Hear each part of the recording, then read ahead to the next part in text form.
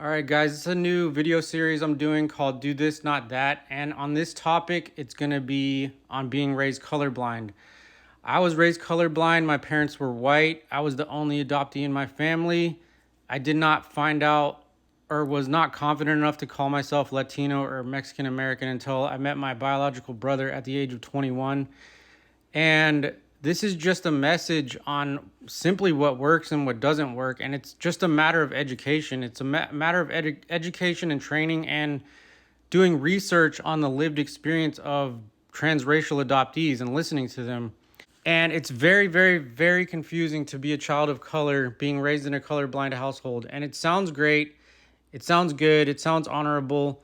And I just want you to hear what it sounds like, what it looks like, so you can look out for these words and these behaviors and what it sounds like, so you can look out on what not to do. And then I'm going to show you what does work and what to do and why that matters.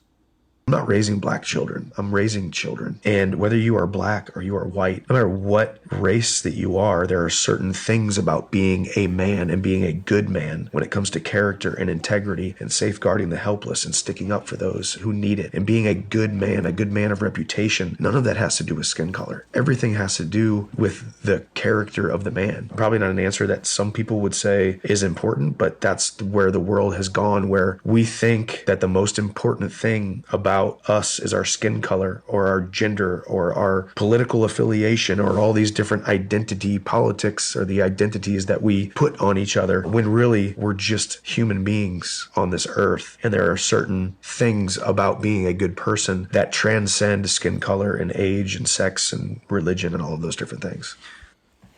Okay, I got to stop it there. And I have one more video, and I want to show you that people of color, a black woman that obviously used to be a child that was black, is speaking out, trying to raise awareness about this. And let me just show you the video, and you guys can see for yourself. And what bothers me about this is there's another white adult speaking and defending being colorblind. And I'm going to explain after the video is done. It might take a little bit, but I'm going to explain why this doesn't work and what to do instead. Why do white people adopt black children? It's a real question for me. I got a question. Why are there so many black children that need to be adopted? My second question is, why do you care who adopts them and what color they are, as long as they love that child and raise them right? But when I see a little baby, I don't go, oh, look at that little white baby, or look at that little black baby. These are babies. They haven't been filled with ignorance yet. Let them babies be babies and grow up to be good people. Okay, so this is what not to do, okay? So this is called being raised colorblind. And what is wrong about this is being a child of color. This is my lived experience and the experience of many other adoptees, if you search and listen, that saying that you do not see color and it is not important to you. Basically, you're saying, what I heard growing up as a small child is, you don't see me. My skin color doesn't matter to you. It's not important. My body is not important to you. What is important to me does not matter to you. My needs are not important. My boundaries are not important.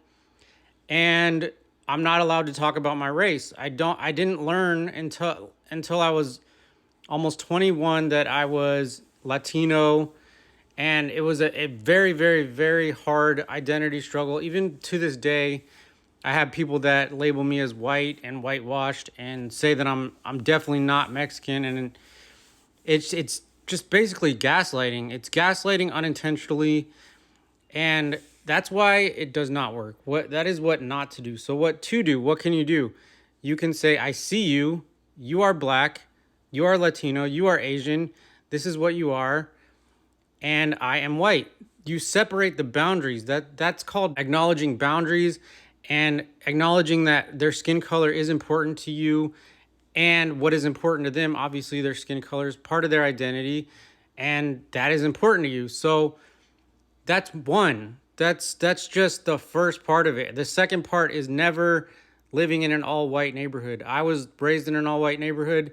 I was picked on and had to deal with racism in isolation because my parents didn't believe racism existed.